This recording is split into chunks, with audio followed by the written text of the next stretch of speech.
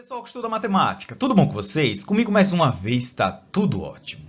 Você já se perguntou de onde vêm esses símbolos que a gente usa todos os dias e vai usar durante toda a vida? No vídeo de hoje vamos estudar exatamente eles, de onde vieram e quais a história por trás deles. Então, sem mais delongas, vamos para o vídeo. O primeiro de todos os símbolos foi o número 1. Ele não começou representado do jeito que a gente conhece, né? Ele iniciou há 22 mil anos atrás. E a gente sabe disso porque a gente encontrou o osso de Ixango, que é esse osso aqui da imagem. Ele consiste, né, de um pedaço de osso que está gravado vários risquinhos. Cada risco representa uma unidade. Por exemplo, aqui em cima a gente tem 9 riscos, representa 9 unidades. Uma contagem de 9 coisas. Aqui ó, tem 4. Ele recebe esse nome porque ele surgiu na região de chamado Ixango, lá no Congo, na República do Congo, que fica na África.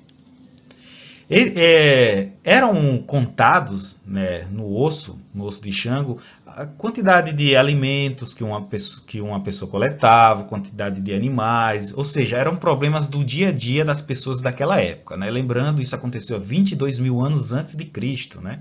Há mais de 24 mil anos atrás. Então, o que eles calculavam eram as coisas do cotidiano, do dia a dia, de que faziam parte deles, que eles precisavam registrar. O tempo passou, né, e há 4 mil anos antes de Cristo, os sumérios, lá na Mesopotâmia, desenvolveu, né, outros símbolos para representar esses números, para não ficar tudo risco. Imagine, por exemplo, esse símbolo aqui está representando 50. Né? Imagine se continuasse aquele padrão de risco. Aqui, para representar o 50, você tem que fazer 50 riscos. Ia ser um trabalho enorme. Então, a humanidade, ao longo do tempo, foi percebendo, né, que não era muito prático ficar fazendo risco por risco. Imagine você tiver que registrar o número 1348 em risco. Tem que fazer essa quantidade toda de risco. Não seria viável. Então, eles foram colocando símbolos, né? Por exemplo, o número 1 aqui está um símbolozinho, o 2 é 2 dele, 3, o 4, o 5, o 6... Aí, quando chega no 9, aí o 10 ele já usa outro símbolo para representar uma dezena, um sistema decimal aqui se trata. Então, quando vem o 11, vem o símbolo, e 11, não sei se vocês lembram do algarismo romano, que a gente vai ver daqui, mais ou menos é uma ideia parecida. Então, ele vai colocando símbolos, e quando chega em 10 ele usa outro símbolo para representar uma dezena. O tempo passou, e 3 mil anos antes de Cristo, né, 1000 anos depois daquilo, o Egito desenvolveu seu próprio sistema de numeração. Meio diferente, né? Eles usavam o 1, aquele mesmo padrão de 10 em 10.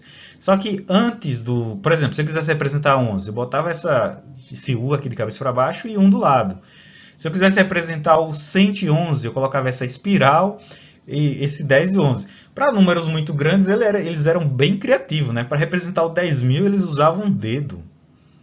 Para representar o 100.000, eles usavam um sapo, uma gia. E por aí vai, né? Eles na prática não usavam muito além de 1 milhão, né? Então, se fosse 2 milhões, seriam 2 escravos. Enfim, o tempo continuou passando e há 2 mil anos antes de Cristo, ou seja, 4 mil anos atrás, os maias, bem distante, os maias ficam no continente americano, né? O Egito na África, ou seja, povos sem contato desenvolveu também o seu próprio sistema de numeração, a partir de contagem. Então, só que os maias, diferente dos outros, já tinham a noção do zero. Então, eles têm um símbolo para representar o zero. Bastante interessante. Se vocês quiserem, deixa aí na descrição do vídeo que eu posso fazer um vídeo especial de cada povo desse que eu estou falando aqui. Porque é bem interessante. Então, 1 era um pontinho, 2 era 2 pontinhos, 3, 3 pontinhos e por aí vai. Só que quando chegava em 5, em vez de colocar 5 pontinhos, eles colocavam um traço na horizontal. Aí no 6 já seria o traço mais um pontinho e assim por diante. Continuou passando e há 1.100 anos antes de Cristo, ou seja, mais de 3.100 anos atrás, a China também desenvolveu, né, o seu sistema numérico, aqui com um traço na horizontal para representar 1, o 2, o 3, o 4, eles já começaram a botar outros símbolos diferentes, né? Quem já viu, né, um alfabeto chinês é bem diferente do nosso, então os símbolos são muito diferentes. Tirando esses 3 primeiros, que dá para ver uma relação, a partir do 4º e 5º, eu não entendi nada, né? Mas se você entendeu, deixa aqui no comentário qual é esse padrão aí que está por trás disso. Então vamos lá.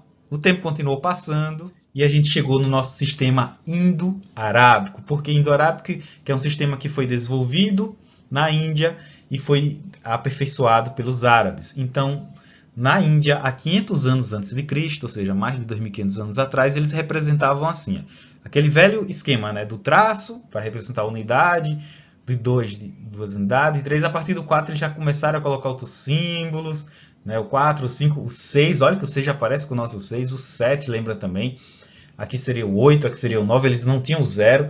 Aí, 1000 anos depois, ou seja, 500 anos agora depois de Cristo, né, 1500 anos atrás, eles vai evoluindo durante o tempo, então esses mesmos foi ganhando outra forma, o 2 deixou de ser 2 traços, o 3 ganhou outro símbolo e foi acrescentado o 0. Passou mais tempo, né, passou mais 400 anos, eles decidiram voltar atrás e aqui ficou um traço também para representar 1, só que agora na vertical. O 2, o 3, o 4, o 5, né?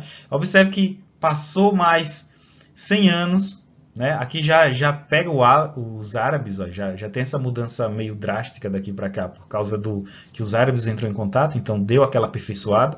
A mudança é mais visível no 1, né? No 4, mas aí volta atrás, no 5 também.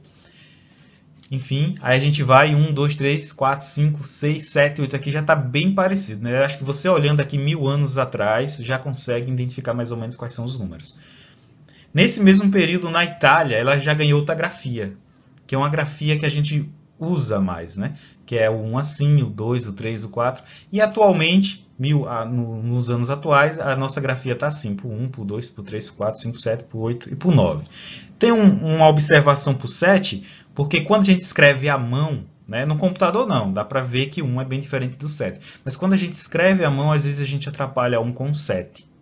Então, para isso, muita gente coloca um tracinho aqui no 7, né, para diferenciar. Você vê assim, com esse tracinho aqui, significa que é o 7 e não é 1. Né? Isso geralmente ocorre quando a gente escreve à mão. Não é todo mundo que faz isso, é algo meio que opcional, eu gosto de fazer com tracinho, para não ter problema nenhum, né, de trocar 1 pelo 7. Pronto, e é isso aí. Se você gostou do vídeo, dá aquele like.